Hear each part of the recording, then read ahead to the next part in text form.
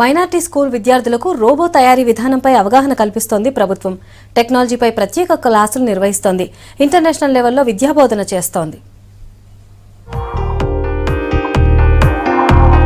హైదరాబాద్లోని Asif Nagar, Golconda, Bahadurpura, Secunderabad, Musheerabad, Cyberabad cantonment minority residential schools లో international స్థాయిలో విద్యాబోధన చేస్తున్నారు.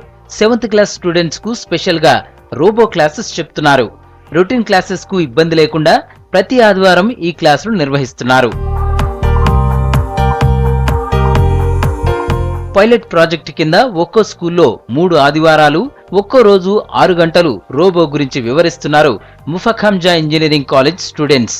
ప్రస్తుతం హైదరాబాద్ లోని 8 స్కూల్స్ లో చెబుతున్న రోబో క్లాసెస్ త్వరలో రాష్ట్ర వ్యాప్తంగా విస్తరిస్తామంటున్నారు అధికారులు. కొత్త కొత్త ప్రోగ్రామ్స్ ఇంట్రడ్యూస్ చేస్తుంటాము.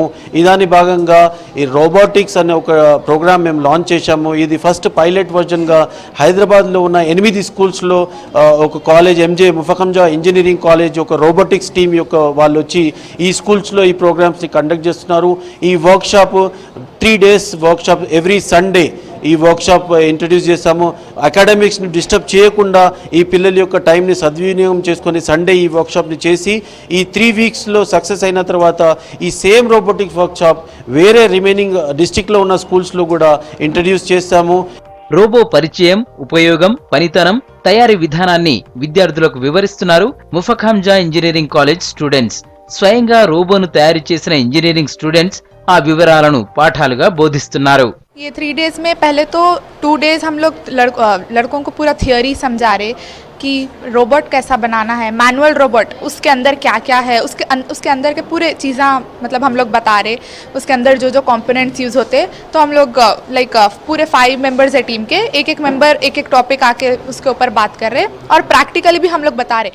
జపాన్, చైనా దేశాల మాదిరిగా రాష్ట్ర ప్రభుత్వం రోబో తయారీపై విద్యార్థులకు అవగాహన కల్పించడం మంచి నిర్ణయం అంటున్నారు ఇంజనీరింగ్ స్టూడెంట్స్. జపాన్, చైనాలో చూస్తే 5th క్లాస్లో ఉన్న స్టూడెంట్ కూడా రోబోట్స్ని తయారు చేస్తారు. అక్కడ కాంపిటీషన్స్ ఉంటాయి.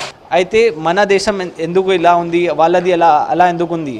ఎందుకంటే ఇక్కడ కూడా 7th క్లాస్లో కూడా 7th క్లాస్ పిల్లలకి కూడా రోబోటిక్స్ ఏముంది వాళ్ళకి కొంచెం నాలెడ్జ్ ఇవ్వాలి. ఆ తర్వాత వాళ్ళు కూడా ఇలాంటి ప్రాజెక్ట్స్ భవిష్యత్తులో చేసుకుంటారు.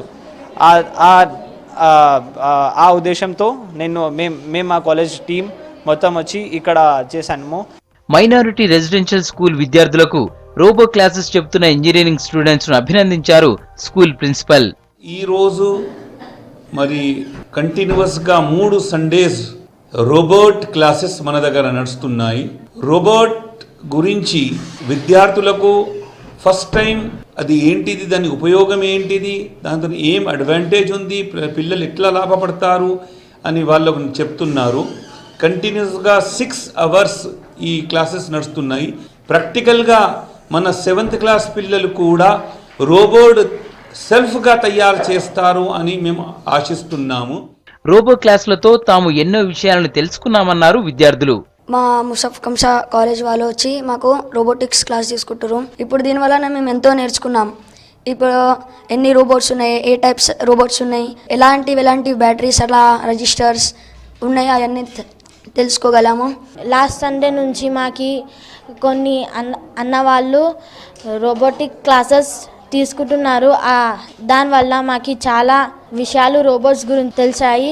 నా ఫ్యూచర్లో నేను ఒక రోబోట్ చేయాలని చూసుకుంటున్నాను. మైనారిటీ రెసిడెన్షియల్ స్కూళ్లలో ప్రారంభమైన అడ్మిషన్స్ కోసం దరఖాస్తు చేసుకోవాలన్నారు అధికారులు.